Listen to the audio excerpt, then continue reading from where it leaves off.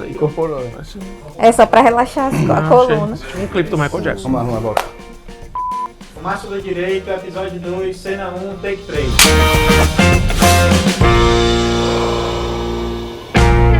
E aí, minha gente, muito bem-vindos, bem-vindas e bem-vindes ao Fumaça do Direito. O que é Fumaça do Direito, gente? Fumaça do Direito é um podcast que tem a origem no nome Fumus Boniuris, que é uma expressão latina que é muito usada no meio jurídico, que significa a probabilidade do direito, né? E é exatamente o que a gente quer discutir aqui nesse podcast. Por que é que a gente precisa mudar essa regulamentação nas drogas, da cannabis, e é essa fumaça que a gente quer espalhar.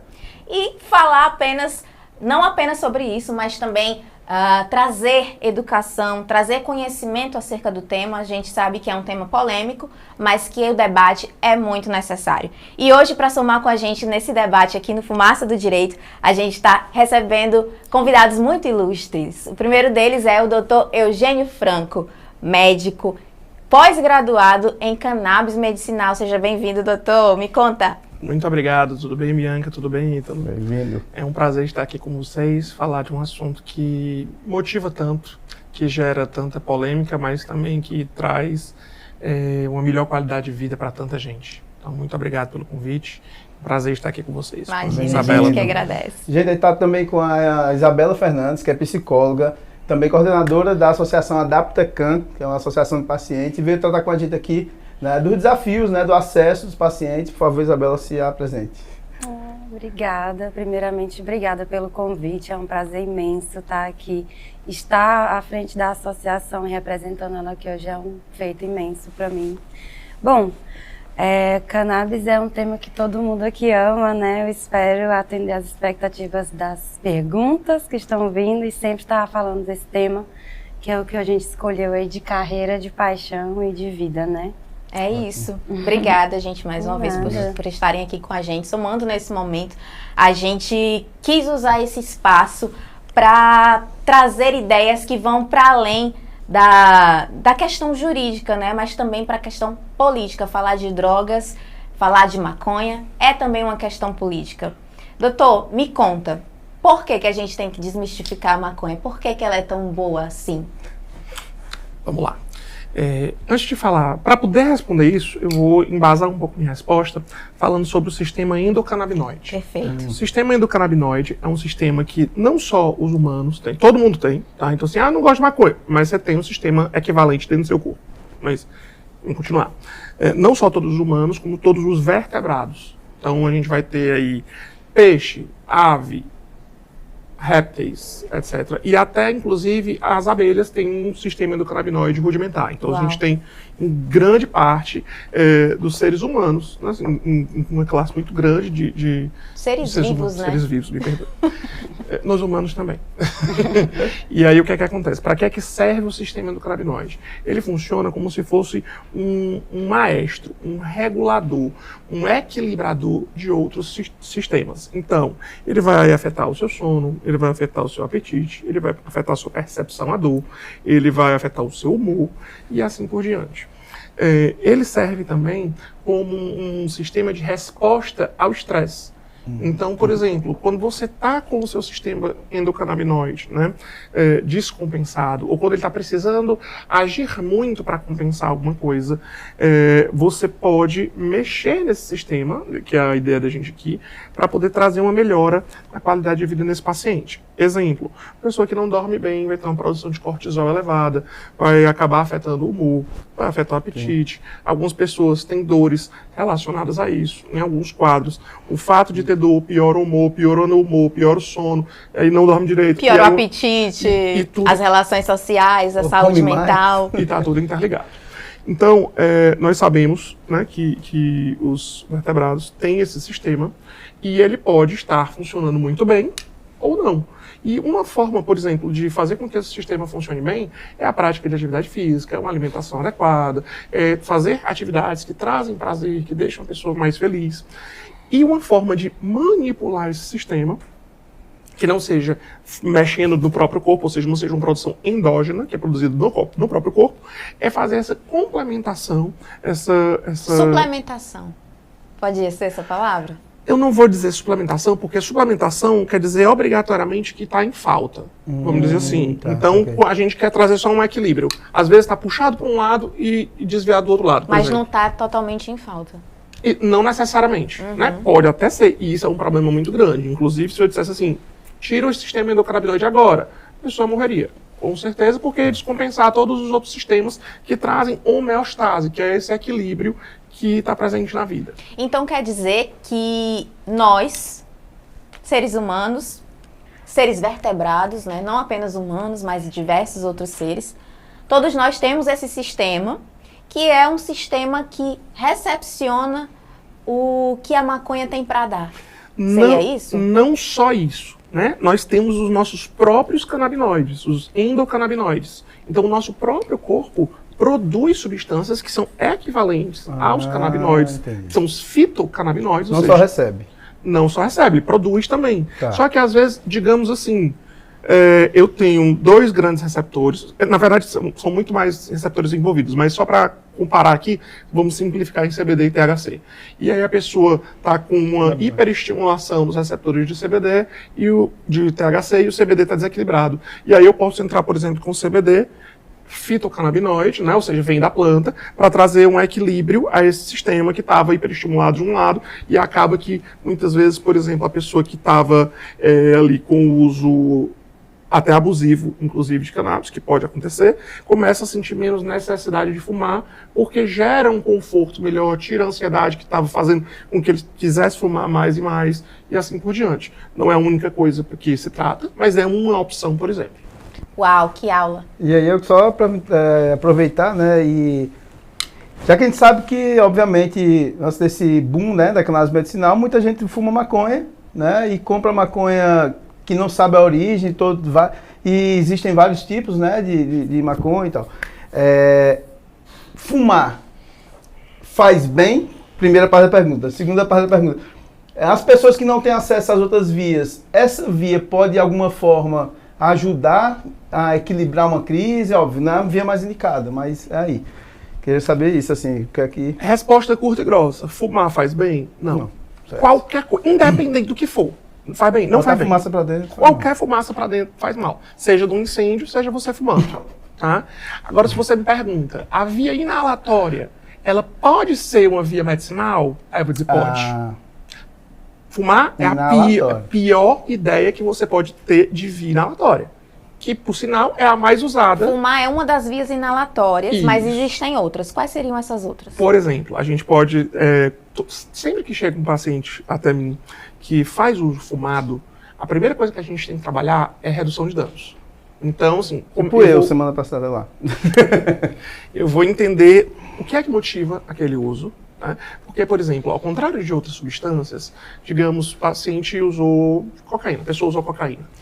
E aí sentiu um prazer muito grande, porque age no sistema de recompensa da pessoa, e, quero usar isso aqui porque traz um prazer muito grande. Não é a mesma coisa com a maconha. Né? Muitas vezes, e eu estou falando aqui do que eu vejo no dia a dia, muitas vezes a pessoa tem uma situação, uma ansiedade, uma depressão, um problema de apetite, uma náusea porque está fazendo quimioterapia, enfim, qualquer outra coisa. Fez um uso adulto, recreativo, como vocês quiserem chamar, não médico, digamos assim, e percebeu uma melhora naquela demanda que ele tinha. Eu sentia dor, então era muito ansioso, fumou e melhorou. E ele disse assim, rapaz, isso aqui pode ser uma coisa positiva. E aí continua usando porque se sente melhor de fato com aquilo. Tá? E aí, muitas vezes, esses pacientes vão até o consultório e dizem, eu quero fazer o tratamento da maneira adequada. E, às vezes ele nem sabe qual é a maneira adequada, mas quer fazer com um acompanhamento médico.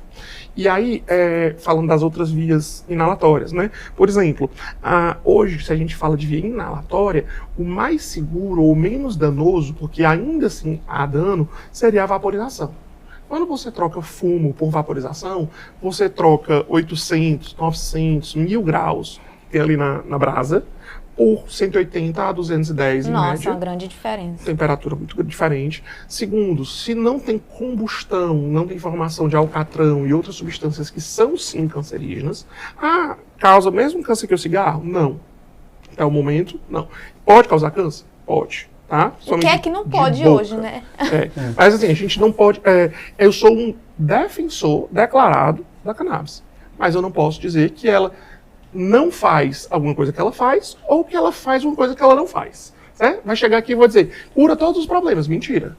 Mas melhora muita coisa. Sim. E em alguns casos pode até piorar. E aí, a hora dessa, quem está ouvindo a gente deve estar perguntando assim, como é que eu faço, hein, para ter acesso a esse negócio? Passo pelo médico, como é que faz? Aí, Isabela, você está mais, né, também, né, junto com o Eugênio, mas está na linha de frente, né, na associação, recepcionando os pacientes. Sim. E tal. Quais são as demandas que chegam? Quem é que chega? Quem é esse paciente que chega? Na verdade, né, como é que a associação nasce primeiro, assim, que acho que é uma coisa orgânica. E quais são, assim, o que é que vocês percebem dessa dificuldade mesmo, das pessoas chegarem e ter acesso, né? Chegou nessa informação, fumei, fiquei bem, fui no médico, e aí? Tô com a receita na mão, o que é que eu faço? Então, um dos acessos legalizados, assim, não regulamentados, porém legal, né, de certa forma, são as associações, né? Uma delas é a que eu faço parte, que é relativamente nova, tem mais ou menos 1 ano aí de existência, mas as associações já existem há um bom tempo aqui no Brasil. E elas são uma das vias que o paciente, principalmente o paciente de baixa renda, de estado de vulnerabilidade, pode ter acesso. Como é que é o trabalho da associação? Bom, além de difícil, desafiador, penalmente complicado, né, e perigoso, é um trabalho satisfatório, acima de tudo. Porque começou organicamente, como você falou, comecei como paciente também, uma certa altura da minha vida, quando eu estava tomando medicações alopáticas para depressão, ansiedade, todo o combo, né, da atualidade, pós-pandêmico, num cenário pós-pandêmico, buscando redução de danos, o meu psiquiatra mesmo deu a ideia, bom, você fuma em contexto de festa? Eu, mas rapaz, é claro, né, doutor? É óbvio, né?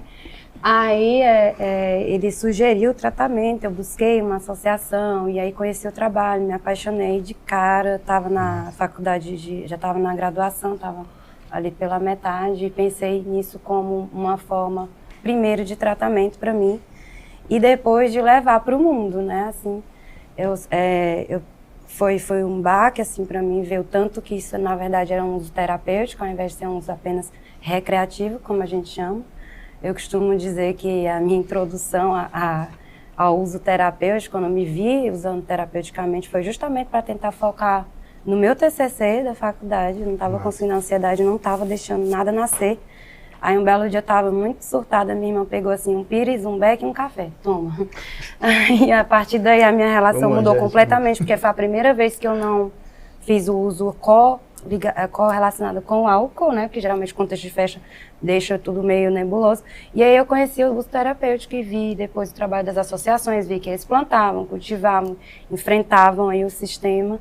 E eu, como boa contestadora do status quo, não podia ser uma maconheira normal, oficial. Resolvi embarcar nesse projeto e estou aqui hoje com você. Que maravilha, a gente agradece. Para quem não sabe, eu e o Ítalo também somos pacientes do Dr. Eugênio e acolhidos pela Associação Adapta. Estamos graças a marcados. É isso. Que bom. Mas essa tua fala, Isa, me levou a uma reflexão, que é algo que eu defendo diariamente no meu trabalho, no meu ativismo, que apesar de não ser totalmente seguro, apesar de causar danos, o uso recreativo, que a gente tanto fala, o uso adulto, que escolheram estigmatizar, né, decidiram estigmatizar, como se recrear também não fosse terapêutico. Exatamente. Como recrear não fosse também uma cura. O que é uma vida sem recreação? Na Constituição, o direito ao lazer está antes do direito à saúde, né? Na ordem lá da... É um levantamento que a gente sempre faz lá, um questionamento que a gente sempre levanta. Porque, por exemplo, como que você vai se recrear se você tem ansiedade social e não sai de casa? Se você está deprimido, prostrado na cama, você vai socializar com a família? Então, assim, muitas pessoas fazem uso da cannabis para socializar, para conseguir, de repente, se livrar ali de uma dor que ela mesma nem entende o tanto que essa dor atrapalha a vida dela. De repente, ela fuma, fica bem para visitar os pais. Você consegue vencer a ansiedade de uma festa que ela precisava ir, né? Natal em família, hein? Um Natal em família, que é tenso. Ou mesmo sair de dentro de casa. Às vezes, gente, é um desafio de sair de casa pra para um faculdade, depressivo, enfrentar um pra ônibus faculdade, lotado. Às vezes ficada de casa. Ficar dentro de casa. Estar sozinho. Pandemia nesse né? contexto. A gente aí. precisa aguentar ficar sozinho muitas vezes e é muito difícil, eu falo isso por experiência própria. Mas, doutor, já que a gente está falando sobre essa questão do uso, né, fumado, já que estamos estreando aqui o Fumaça do Direito, vamos falar de fumaça, né? A fumaça, ela causa danos, mas o que a gente já viu também dentro dos nossos estudos é que dentro do Conselho Federal de Medicina há a determinação de que o médico e o paciente têm liberdade para decidir qual é o melhor caminho de tratamento. E a redução de danos também faz parte disso, né? Então, assim, por mais que o uso fumado ele traga danos também, a gente acabou de falar aqui que ele também pode ser terapêutico, apesar dos pesares. O que você tem a dizer sobre isso? Como é que se faz para combater isso, tendo em vista que a gente tem um Conselho Federal de Medicina reativo com relação a essa situação e são pouquíssimos profissionais da medicina que prescrevem hoje no Brasil. E eles são a porta de entrada, que eu diria, para esse uso consciente, sim. né? Quem A gente diria? precisa dos médicos. Como é que você enxerga essa situação hoje? Tá, vamos lá. Eu enganchando a pergunta. Quem está prescrevendo hoje no Brasil? Os profissionais? Pronto, então assim, quem é que pode prescrever? Sim. Quem é que pode prescrever no Brasil hoje? Médicos, cirurgiões dentistas, veterinários. Tem mais alguém? Bom, Não, não. esses três, né? Por enquanto só. Quanto esses três. Respondido a sua pergunta, vamos para a pergunta perigosa, capciosa. Então, o que é que acontece? Por um lado, né, eu vou falar aqui tecnicamente. Por um lado, o CFM, ele explicita no Código de Ética que o médico não pode prescrever fumígenos. Tá? Então, assim, se alguém estiver prescrevendo fumado, tá errado. E a própria Tá Anvisa, errado. na regulamentação da cannabis, também diz Tá? que fumígenos Fumígeno, não pode. ponto, tá errado. Uhum, Quando a gente fala de saúde. certo. Tá? Porque, assim, a pessoa tem autonomia, isso socialmente, para ir comprar um cigarro, sabendo que faz mal, Sim. foi educada, e tarará, e pode fumar. Uhum. Autorizada. Mas o médico não pode, um médico enquanto É promotor induzir, de né? saúde não pode induzir, não pode prescrever, não pode orientar. O que é que a gente pode fazer? Por outro lado, eu não posso chegar e dizer, me dê isso aqui. Não posso fazer isso. Uhum. Né? Pelo contrário. Dar sermão, E tá? eu chegar no paciente e dizer assim, olha, pare de fumar. O que é que vai acontecer? Ele vai para outro médico. Né? E eu não estou falando nisso preocupado com A perda de a um consulta. paciente. O valor da com a consulta. consulta. Não, eu estou preocupado em saber como é que eu posso ajudar esse paciente a fazer uso de maneira responsável, que não traga prejuízo para ele e que ele entenda qual dano pode estar relacionado àquele tipo de uso e como a gente pode fazer para reduzir esse dano. Então, chega fumando, vamos trabalhar a vaporização, vamos entender por que é que você quer fumar. Ah, porque eu usei o vaporizador uma vez e não funcionou. Às vezes o paciente nunca nem ouviu falar em vaporizador. Perfeito. Né? Acontece também o contrário. Hoje, para você ter uma ideia, no meu consultório, acho que 80% dos meus pacientes não fumam. Nunca fumaram. Né? Uau. Então, eu tenho é porque assim, a gente pensa, quando fala em cannabis, pensa no adulto jovem. Vamos E o dizer assim. maconheiro voltou a bater na porta. Mas eu tenho um paciente de 2 anos, tenho um paciente de 97 anos. Tá? E aí chega assim, eu vou virar maconheiro depois de velho. Aí eu disse assim, vai. Só não vai ser fumando. Não tem Que problema. maravilha. Né? Então a gente chega ainda, mesmo chegando diretamente no consultório que trabalha com terapia no canabinoide, a gente vai chegar e vai ter medo, não sabe como é. Aí, como é, doutor? Vai ter que ser quantos baseados por dia? Não. Aí, Vamos devagar, que não é assim. Obviamente, quem já faz uso, a gente vai trabalhar a redução de danos nesse paciente. Mas quem não faz, a gente não vai fazer com que a pessoa comece a usar. Uhum. e assim, uma coisa que óbvio, não eu falo como paciente mesmo, assim, eu sou usuário de maconha há 22 anos, tenho uma receita há 5, né? Então, assim, sou um maconheiro velho que, de alguma forma, a gente reaprende, né, a fazer esse uso, porque, de fato, é aquela coisa. A pessoa que fuma muito, de alguma forma, ela está procurando alguma coisa, né? E aí a gente hoje sabe dessas possibilidades, né? Que existe hoje médicos que podem prescrever. Então, gente, qualquer médico independente de especialidade, pode prescrever cannabis para qualquer tipo de doença, né? E hoje também outros conselhos, né, como o Conselho de Medicina Veterinária e também da odontologia, prevêem as possibilidades, né? E aí tem muita gente também que não sabe, aí direcionando para a Isa, quais são as formas, né? Já que a gente está falando de fumar, então, mas tem muita gente que vê o óleo, né, de CBD, né? E aí vamos entrar na tal do óleo de CBD, porque também existe hoje uma propaganda relacionada ao canabidiol, ao óleo, muita gente não sabe, né? Que, assim, que são formas de cannabis. Aí, explica para nós aí como é que faz. Só para complementar a pergunta do Ítalo, porque a gente fala muito do óleo do CBD, como se o CBD sozinho fizesse muita diferença. E aí isso me leva, né, a falar do estigmatizado THC, que é tão importante para o auxílio no tratamento de tantas doenças. Fala um pouquinho isso, dessas formas de administração, dessas formas de distribuição, de como a maconha ela pode ser terapêutica de diversas formas diferentes. Então, a maconha, eu costumo comparar, assim, quando eu converso com os pacientes, lá no acolhimento, a gente atende pessoas de várias camadas, assim, eu procuro ser bem didática e, ao mesmo tempo, trazer coisas do dia a dia. Eu costumo comparar com o coco. O coco a gente usa a fibra, a gente usa o óleo, a gente usa o coco ralado, a gente faz várias receitas com a polpa, e a maconha ela é um pouquinho usa água recreativamente na praia. E a água, né, tá em tudo, né, gente? Então, ela tem as diferentes formas de preparo, de apresentação e tudo. O óleo, ele ganhou essa faixa mais bonitinha por conta dessa coisa do isolamento do CBD, por não ser a substância que é estigmatizada e tudo mais, tem a ver com questões de camadas aí, de preconceito racial, de preconceito político, coisa que a gente já conhece muito bem. Então o CBD acabou sendo o não vilão, o mocinho da história. Nem só o CBD, mas o canabidiol, como uma forma farmacêutica isolada, né?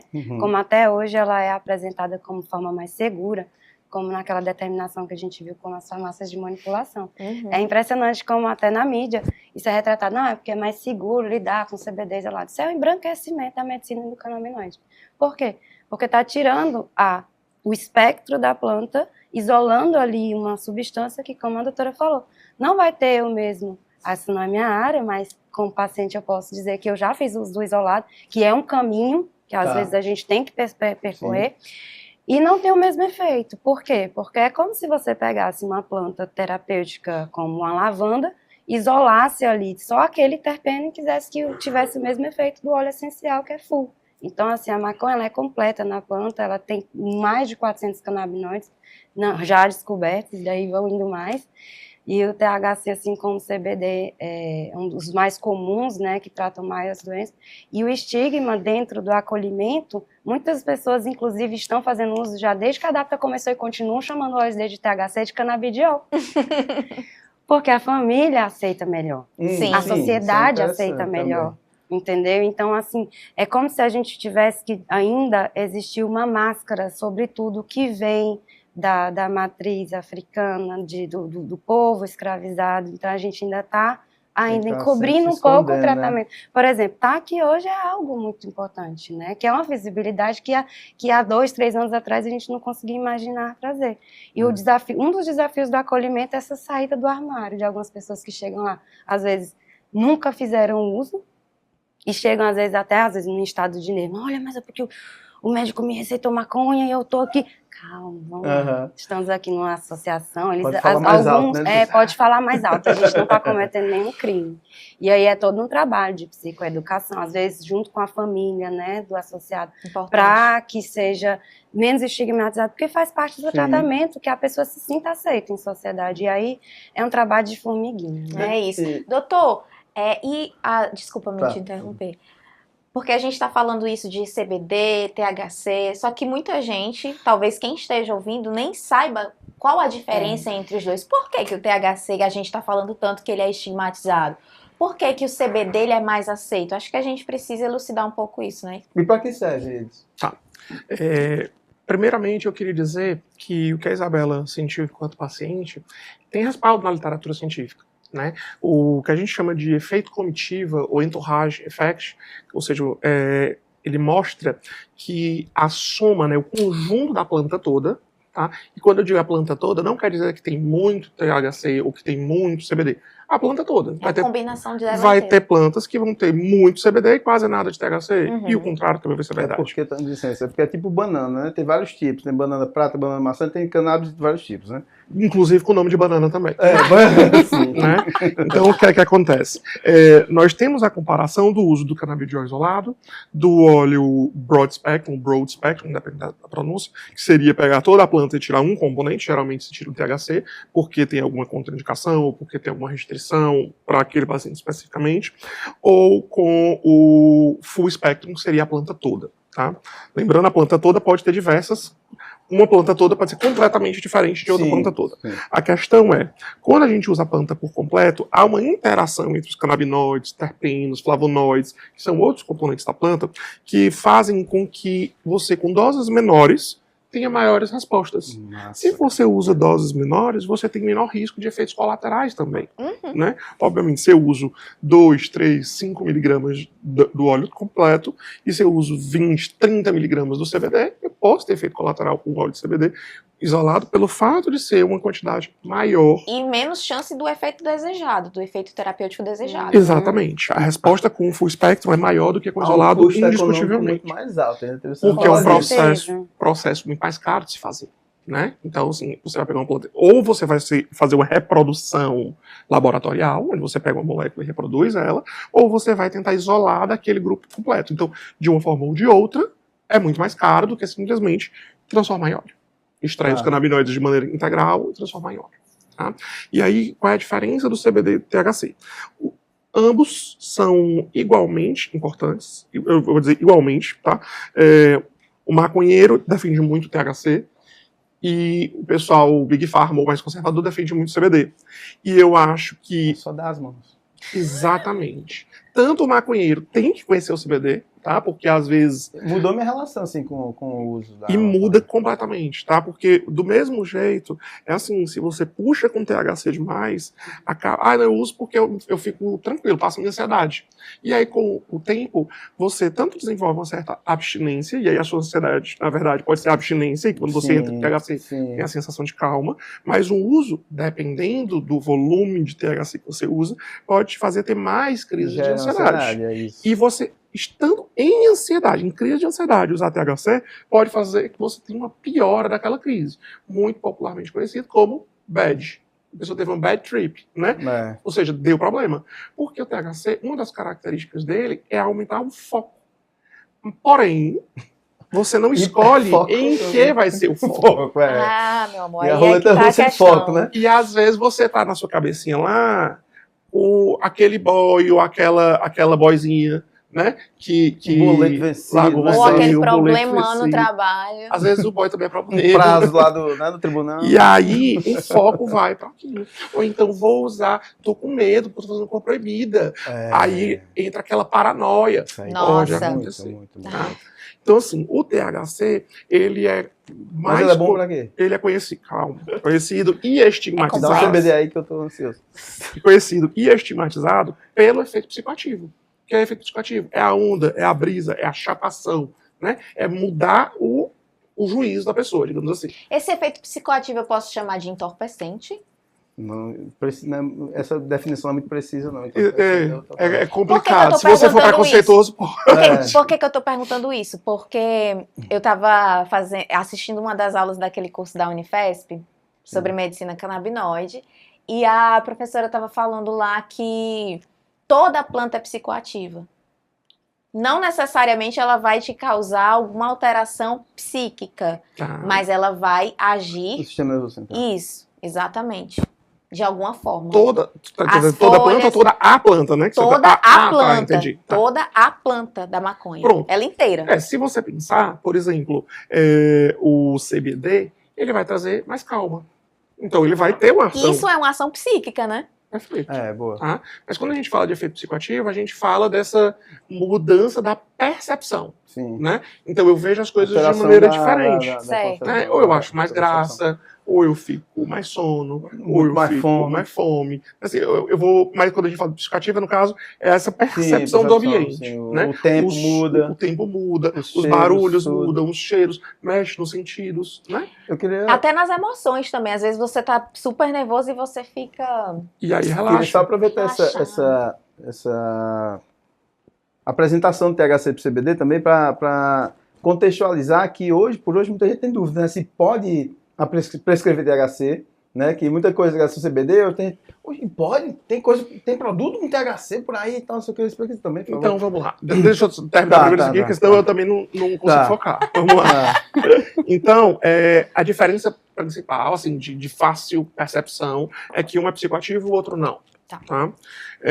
No THC vão ter benefícios. Em dose baixa, melhora da ansiedade. Em dose alta pode ter piora, inclusive. Em dose baixa, aumento do foco. Se passar da dose, perde o foco. Tá? Relaxamento muscular, analgesia, melhora de náuseas. Por exemplo, uma das primeiras evidências que a gente tem é o uso de THC, ou de plantas ricas em THC, para tratar náuseas causadas por quimioterapia. Sim. Aumento do apetite pode ser um efeito colateral e pode ser um objetivo. Desejado. Eu tenho um paciente subnutrido, eu tenho um paciente que está sem apetite, um paciente depressivo, que não quer comer. Aí você vai e faz um uso de THC, ele come até as paredes e ganha peso. Sai de casa para comer. E sai de casa para comer, entendeu? Então, assim, iFood e pede. Até O patrocínio do iFood, viu, pessoal? o estado depressivo, ele vai diminuir suas chances de um bom tratamento, correto? Sim, na verdade, às vezes ele é a causa que você está tratando. Eles se retroalimentam, né? Isso. Quanto mais doente você fica, mais depressivo. E quanto mais depressivo, mais doente. E aí, tanto... Como se depressão não fosse doença, né? Mas vocês entenderam. Pronto. A gente tanto pode usar, por exemplo, a depressão, ela pode causar tanto mais ansiedade, mas a depressão também. Uma perda de apetite, pode acontecer, mas também pode aumentar a fome. A pessoa comer Comer demais. emocional, né? Ele desconta, entre aspas, a ansiedade na comida, por exemplo. Ou tá triste, teve uma frustração, vai lá e come. Né? E isso também é regulado, de certa forma, pelo sistema endocannabinoide. O CBD, ele não vai ter um efeito psicoativo, mas ele vai ter um efeito anticonvulsivante, ele vai ter uma mudança na percepção da dor. Não é que ele é analgésico. O THC é analgésico. O CBD ele muda a percepção da dor. Então, por exemplo, uma dor de origem neuropática, se eu tenho CBD e THC, eu tenho mudança da percepção e analgesia. O tratamento dado. Incrível. O CBD melhora a qualidade do sono. O THC é indutor do sono. O CBD melhora a qualidade do sono. Então é importante que os dois atuem juntos. Perfeitamente. Pra um. Né? Por exemplo, eu tenho um paciente que tem transtorno do estresse pós-traumático. Uma das características da definição do TEPT é pesadelo. E aí eu entro com THC antes de dormir, principalmente, tanto para induzir o sono, como para diminuir a produção de sonhos / pesadelos, que é um sintoma muito presente na doença. Sim. E o CBD vai entrar, por exemplo, tratando a ansiedade dele ao longo do dia todo, que faz com que na hora de dormir seja mais fácil de dormir. Porque em vez de sair de um nível de energia aqui para cá, eu vou estar fazendo assim, ó, ao longo do dia, e quando eu estou aqui, eu só faço Nossa. isso. Suave. Segue o fluxo natural do Deita uma organismo. montagem preta que Ladeira apaga, abaixo. né? Para também, você vai Já estar tá fazendo fila de perguntas já, né? Não, eu só lembrar pra você responder. Eu ia responder agora. E aí, respondendo, pode prescrever THC? Aí eu vou lhe dizer, se você for na farmácia e tiver muito dinheiro e uma disposição para procurar, porque vai ser difícil de achar, existe já um produto, na verdade é um remédio, é um produto derivado de cannabis, né, a classe, chamado Mevatil, que foi antes mesmo do canabidiol isolado, foi liberado para venda no Brasil, e ele tem um percentual, um equilíbrio de 1 para 1, quase 1 para 1, é 27 e 25 miligramas de CBD, de THC de 27 e CBD de 25, em spray, e é usado para crises dolorosas de ELA, né, que é a esclerose lateral amiotrófica. Então foi o primeiro medicamento liberado no Brasil, já era 1 para 1 CBD-THC. Bacana. Então Nossa. pode, na farmácia inclusive. Mas tem formas mais fáceis, né, doutor? Não, indiscutivelmente. Vamos Isso falar me traz sobre a isso próxima agora, pois pergunta, Isa. Importantíssimo essa sua interseção. Porque a gente está falando aqui de THC, de CBD, de flor, de óleo, mas a maioria das pessoas que tem acesso à maconha tem acesso à pior maconha, pior qualidade de maconha. Muita gente acha que nunca nem viu uma flor de maconha, né? Sendo que a gente está falando de uma planta, gente. Mas é importante que a gente saiba que a maioria da população não tem acesso a essa planta. Quando chega para essas pessoas, já chega numa qualidade terrível, péssima. E isso vai afetar totalmente a sua experiência com essa planta, com essa substância, né? Eu queria também contextualizar isso, né, para dizer como é que está esse estado jurídico hoje, né, da Cannabis Brasil, porque o Eugênio acabou de lembrar, já tem produto registrado de THC na farmácia. O primeiro. Hoje, o primeiro, já tem hoje nas farmácias vários tipos. A gente está dizendo aqui que tem gente prescrevendo é porque tem que ter produto chegando. Então, hoje no Brasil, só para vocês terem uma ideia, a própria lei de drogas, né, 2006, ela prevê que o cultivo com fins medicinais, que o uso medicinal de qualquer substância não é crime, tá? E também cultivar com fins medicinais não é crime. Mas hoje no Brasil, né, essa lei nunca foi regulamentada. Esse é que é o grande lance. Já tem 19 anos da lei, nunca foi regulamentado esse ponto, né? Sendo que, na realidade brasileira, quem não tem acesso à farmácia, planta. Né? Tem gente que planta em casa, e isso é muito comum, já se planta no Brasil há mais de 400 anos. E no mundo há milênios. E no mundo há milênios, e a gente tem no contexto aqui no Brasil de pessoas hoje presas, que são presas por cultivar cannabis em casa. Né? Muitas delas pacientes. Né? E isso aí gera um problema muito sério, né, que a gente está tentando resolver, e uma das formas de acesso é cultivar, que tem a questão dos habeas corpus individuais, que vai ter um episódio que a gente vai tratar mais especificamente sobre isso. E aí tem a questão das associações, que são essas que fazem esse papel hoje, porque também tem muita gente que também não pode ter uma visão utópica sobre o cultivo, né? Nem todo mundo consegue cultivar, nem todo mundo tem casa para plantar. Nem todo mundo quer. Nem todo mundo quer plantar, não pode, não tem tempo.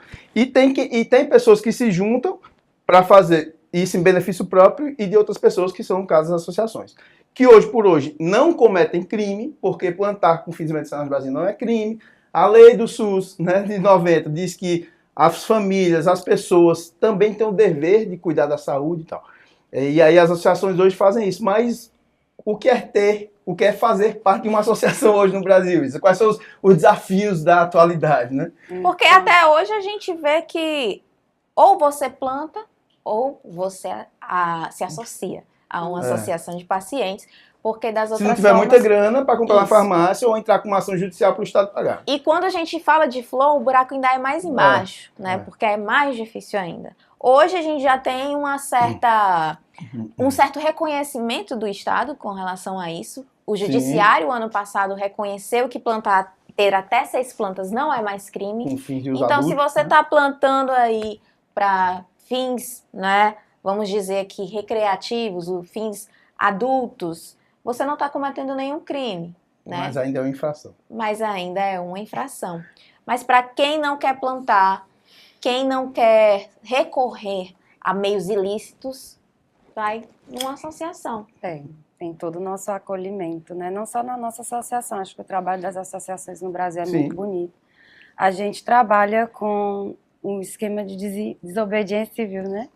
Tá vendo, família? Não é crime, não estou cometendo crime. A gente cultiva e dá acesso a quem não tem condições de cultivar. Primeiro, porque o cultivo não é barato. Isso. É uma planta, é o que nasce do chão, mas é como um cultivo de flores, rosas, é uma coisa que é detalhada. É uma planta muito sensível, né? É sensível.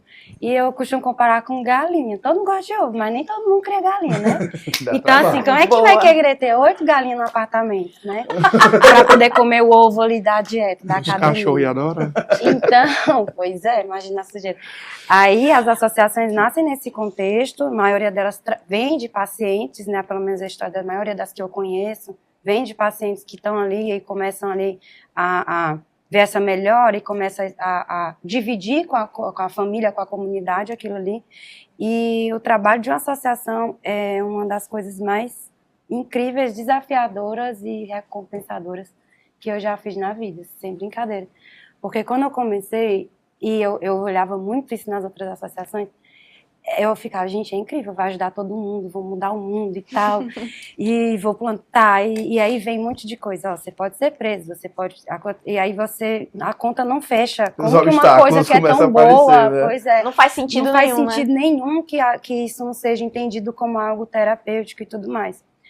E os desafios vão da semente até a hora que a gente faz os remédios chegar na casa do paciente. Porque a semente para chegar, a de CBD pode, a de THC já dá problema às vezes, né, na importação. Isso é uma coisa que está em trânsito ainda, mas como a gente está aí há uns 2 anos importando, a gente teve já algumas dificuldades, mas isso está bem resolvido agora. Pelo menos a gente não teve mais nenhum parado. Mas tem os desafios de acolhimento, por exemplo, que eu imagino que toda associação faça essa pergunta: como que eu vou manter um atendimento social em gratuidade e ter uma sustentabilidade financeira sem uma hora ter que limitar isso, né? A gente está... até hoje, graças a Deus, nosso acolhimento social não precisou dizer não para ninguém. Apoio estatal não Ai, tem, que maravilha. né? Ainda tem. Então, assim, só para deixar claro, a Adapta tem atendimento social. Temos atendimento social, a gente está numa fase que a gente está ainda conseguindo fazer esse acolhimento. Espero que os caminhos estejam sempre abertos para que isso não seja uma verdade permanente.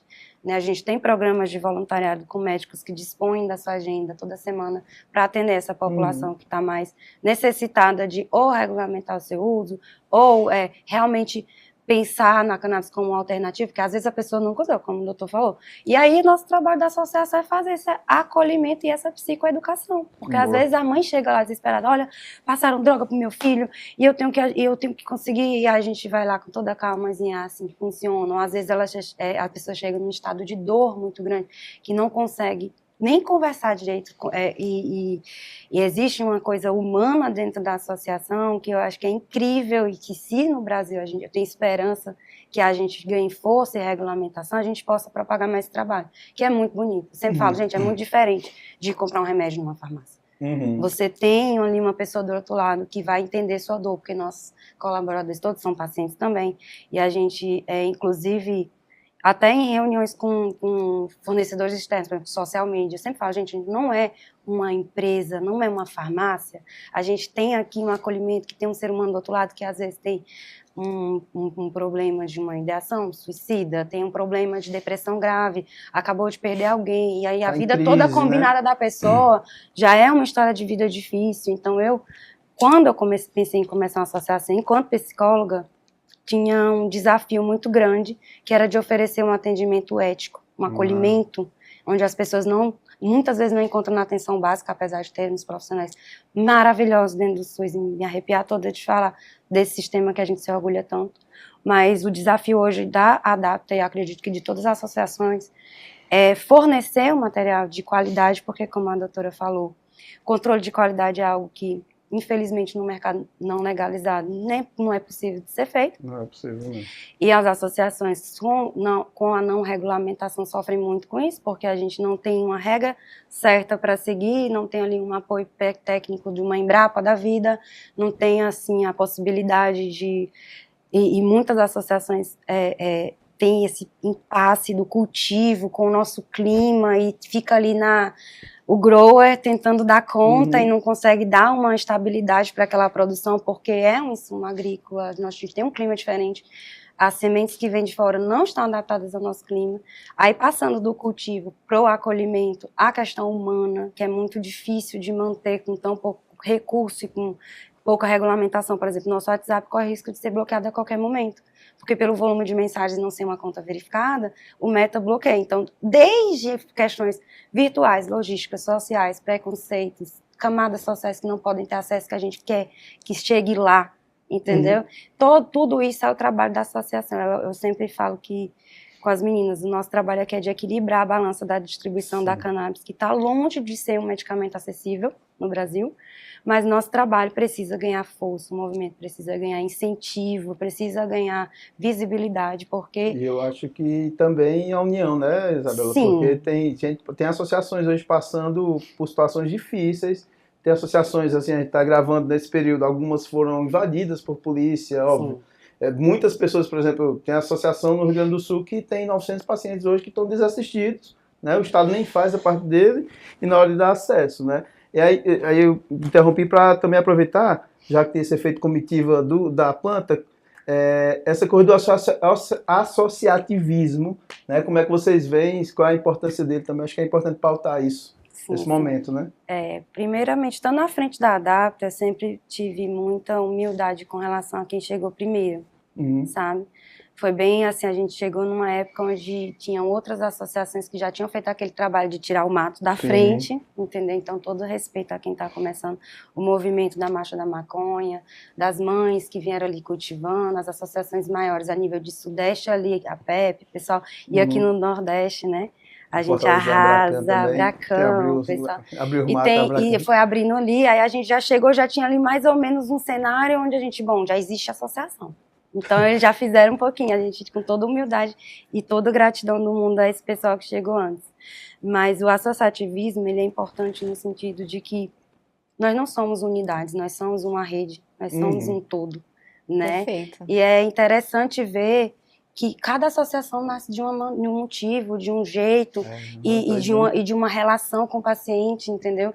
E eu vejo algumas associações passando por problemas parecidos, mas em esferas diferentes, e eu acredito que essa união que a gente tem dentro da associação em si, internamente, se propagar para o todo, pode ser muito benéfica. Massa. Porque, assim como os pacientes, as associações também têm associações muito grandes, e as menores estão ali fazendo o trabalho de formiguinha, pulverizando mais o assunto. Hoje em dia a gente precisa dizer que só tem 2, 3, 4 associações grandes no Brasil, tem umas 200, porque quem faz volume são as pequenininhas. No Ceará tem uns 15, acho. Pois é incrível, eu sou muito orgulhosa de fazer parte, e a ADAPT é uma associação que está de portas abertas para as associações, para os prescritores, para os advogados, para os cultivadores, enfim. E para os pacientes. E os pacientes são os donos, na verdade. Na verdade, eles são os donos da coisa toda. Como a gente sempre fala, né, Ítalo, que a associação, ela é feita pro associado e pelo associado. Exatamente. O associado é quem é a raiz daquilo tudo existir. Não é um balcão de farmácia. Você passa, não conhece o farmacêutico, não conhece o vendedor, não conhece ninguém. Lá é uma relação a outra. Né? E para esse movimento se fortalecer, eu acho que é inclusive um dos motivos pelos quais a gente começou esse projeto do Fumaça para levar informação. A gente sabe que nenhuma mudança social vai acontecer sem que a população, sem que a massa da população brasileira entenda os benefícios dessa planta. Desestigmatize a planta, né? E as pessoas que usam essa planta. Porque a gente sabe que as pessoas que são estigmatizadas pela maconha têm raça, têm cor, têm origem social, classe, tem localização geográfica determinada. E o sonho é que a cannabis chegue um dia ao SUS, que seja lá distribuída para todo mundo que precisa desse tratamento maravilhoso, né, doutor? Mas para que isso aconteça, a gente precisa dessa conscientização, a gente precisa que todo mundo saiba desses benefícios, inclusive os médicos. Qual é o desafio? Por que os médicos não estão prescrevendo isso, doutor? Por que só 1% dos médicos no Brasil prescreve maconha? Tá, vamos lá. Qual é o problema, né? Eu queria, antes de responder, fazer uma pergunta para vocês. O Ítalo falou o seguinte, a lei de drogas prevê que o cultivo para uso medicinal não é crime, mas nunca foi regulamentado. O que é a definição de uso medicinal? No Brasil hoje, pela Anvisa, é aquele prescrito por profissional legalmente habilitado.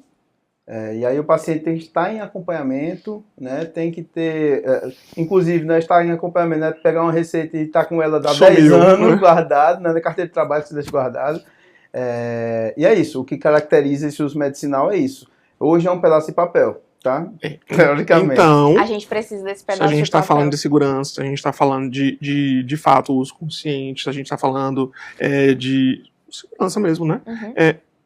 É importante tanto a regulamentação, o fundamental é a regulamentação, tá? Eu acho que poucas pessoas lutam por liberação, todo mundo tem acesso. Não. Por quê? Porque isso traz junto falta de qualidade, que é qualidade, segurança, contaminação, metal pesado, fungo, etc, etc, etc, etc. Até a água é regulamentada. a gente quer que as pessoas tenham acesso a maconha de qualidade. Então é saber, não tem hoje assim, o pró-conha. A pessoa diz, eu comprei um negócio aqui, veio cheio de fungo. Teve um gaiato que a gente denunciou aí. Eu achei muito bem Muito feito. interessante. Muito É, bem mas feito. ele se lascou também. Porque comprou? Sim. Mas comprar não é crime? É? Tá lá na lei de É. drogas. Não, o problema é que Comprar. assim, a aquisição, né? Adquirir, Adquirir é um tá dos como verbos, é um dos É verbos um do dos verbos tráfico. do artigo 33. Não faz nem sentido, Porque né? o A que- pessoa o comprou que- e é o traficante. Porque o que distingue é a finalidade. Porque como foi no flagrante, ele disse que a finalidade não era medicinal, a finalidade dele era fazer os adultos, aí Mas hoje em dia não teve a descriminalização do porte, por exemplo. Do pode comprar. mas tem que ver o caso concreto, só tem se que ver as ganhar. quantidades. Tem que ver o que tá entendeu? escrito direitinho, Tem que ver né? as É. quantidades. Muitas Ele que não questões foi. sabe quanto foi que ele Mas eu comprou. achei interessante a ousadia dele denunciar o comerciante Provavelmente é branco, né? Digamos, de passagem. E sem noção também. Tá quase assim, ó. É, Vamos, né? é fácil, é verdade. Tá mais presente nessa população. Vamos lá. Por que é que médico não prescreve? Eu vou fazer uma resposta que, infelizmente, apesar de ser verdade, também é militante. Porque a classe médica, como um todo, ela é eugenista, ela é elitista, ela é racista, ela é preconceituosa. A gente sabe que o preto, o pobre, o favelado, o trans, todas essas... A mulher, todas essas populações têm menos acesso à saúde. A qualquer remédio, não só uma coisa. A saúde. Qualquer, A saúde, vamos dizer, a a saúde como Saúde e via bem-estar. psicossocial, Vamos lá, homem trans, ou mulher trans, preto, obeso. LGBTQIA+. Vou botar. Não, é Usuário porque de o outras estudo substâncias. que eu estou baseando é especificamente trans. Uhum. Esse público específico tem, eu acho que, 6 vezes menos acesso à saúde Uau. do que uma pessoa cis, branca, heteronormativa. Nossa. Nós. Então, assim, medicamento, exame. É uma coisa tão absurda que, assim, existe evidência de que pessoas negras são menos medicadas para dor, do que pessoas brancas. Economizam na A morfina. pessoa não diz assim, deixa de frescura, deixa de ser mole. As mulheres negras são as maiores vítimas de violência obstétrica, por exemplo. Eu durante a minha formação, eu ouvi muitas vezes a pessoa gritando de dor. E a pessoa diz assim, quando foi pra fazer, não senti, não tava fazendo esse zoado. Meu Deus, que coisa absurda. Né? Isso sim é crime, né? Ou se não é, deveria. Então tem um problema na concepção de saúde, na concepção de medicina, na De concepção ética, cuidado. E de dignidade humana, gente. A Então a gente tá... faculdade não ensina? Sistema da canabinoide? Eu ouvi falar muito superficialmente por um professor na época da faculdade. Agora a gente tem que considerar alguns pontos. Além obviamente, da estigmatização, e na verdade a estigmatização é que causa esse problema, a proibição e a estigmatização é que causam essa deficiência na formação, mas se você teve aí a partir de 2014, 2015, né? A primeira liberação de medicamento ou de importação de canabidiol ou de produtos derivados de cannabis do Brasil, quem se formar até 2014, se ouvisse falar faz disso, sentido. é porque ia atrás. Faz sentido. Então, assim, quando eu me formei, a gente tinha lá, por exemplo, o módulo de emergência, que é a minha formação original, mas a especialidade de medicina de emergência foi reconhecida como especialidade em 2015. Então, se você pega, por exemplo, uma grade curricular hoje, 2025, ela vai ter um direcionamento e uma fundamentação maior em medicina de emergência, por exemplo. Se eu não tenho como especialidade, se eu não tenho residência em medicina canabinoide, se eu tenho uma grande parte da classe, e muitas vezes até o conselho, se portando contra, chegando inclusive a ter emitido uma nota proibindo médicos de falar sobre. Fazendo uma cartilha ridícula que É censura. Olha, você não pode falar sobre. Não pode falar sobre. E a gente vê também que o próprio sistema endocannabinoide foi descoberto há pouco tempo. Não faz muito tempo.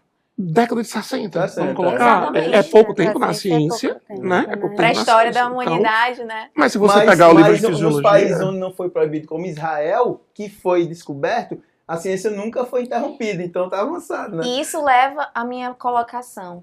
Tudo tem origem na proibição. Os 100%, problemas, né? 100%. Todos os problemas, né? Né?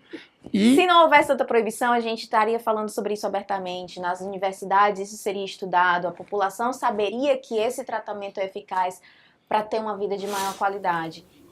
E com essa, a gente começa a chegar ao nosso fim, É. começo do fim.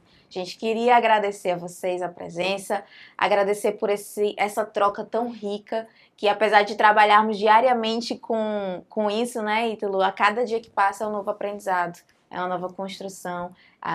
É como o Nego Bispo fala, né, que 2 rios, quando se juntam, eles rendem. E é isso que eu senti hoje aqui com vocês. A gente confluenciando aqui essa troca de ideias. Muito obrigada, gente. Eu que agradeço. A gente gostaria de agradecer também a oportunidade de vocês terem... Fala, mas a gente pode encontrar a Adapta, o que é que... Sim, a Adapta está de portas abertas para quem quer se tratar, para quem quer conhecer a associação, para quem quer apoiar a associação. Nosso arroba é adapta.can no Instagram. Can com 2 N's. Can com 2 N's de cannabis, tá? Porque se botar adapta.maconha, o algoritmo até para o cannabis, se botar junto. Até assim, aproveitando, falando sobre acolhimento social, nós estamos de portas abertas às pessoas trans, às mães atípicas, pessoas em situação de vulnerabilidade ou que já estão em tratamento pelo SUS, automaticamente são acolhidas, certo? No nosso chat de acolhimento, ele está no ar a duras penas, mas está lá. E esse corte social é muito visto pela gente, do acolhimento social, ter mais presença de mulheres, principalmente mulheres pretas, e o nosso acolhimento convencional, homens brancos, héteros, e isso a gente deseja equilibrar muito essa balança, é a nossa missão, e as portas estão abertas para quem deseja nos procurar. Lá tem um link na bio que direciona para acolhimento, e todo o resto é com a gente. Obrigada, Isa. Obrigada, doutor Eugênio. Fala para quem quiser te conhecer mais do seu trabalho, marcar uma consulta, quem sabe, né? Eu sou Eugênio Franco. Como a Bianca falou, sou médico, sou pós-graduado em cannabis medicinal, atendo todos os públicos. Eu gosto de dizer que o que dá para tratar com maconha, pode para mim que eu trato. Até as coisas que eu vou preferir tratar, como qualquer médico teria. E obviamente, até pela quantidade de pacientes que chegam, vai ter as que a gente já tem mais experiência, porque ansiedade, por exemplo, é top 1. Né? Síndromes raras, obviamente. Quem não tá, né, no mundo de hoje com isso. E aí, mas trato de todo tipo de gente, né? Idade, sexo, não faço diferença. Estou ali para receber e para cuidar.